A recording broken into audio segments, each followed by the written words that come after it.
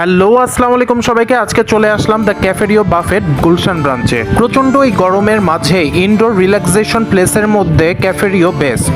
সাথে ছিল আমার বড় বোন নায়িকা রত্না আপু। ক্যাফেরিওর যতগুলো ব্রাঞ্চ আছে তার মাঝে আমার কাছে সবচেয়ে বেশি ধানমন্ডি এবং গুলশানের ব্রাঞ্চটাই সবচেয়ে বেস্ট বলে মনে হয়। এই গরমে স্বস্তি পেতে খুবই রিজনেবল প্রাইসের পাশাপাশি কোয়ালিটি টাইম স্পেন্ড করতে পারবেন দ্য ক্যাফেরিও লাউঞ্জে। আমার সাথে আরও এসেছিলেন চিত্রনায়িকা শাহানুর আপু।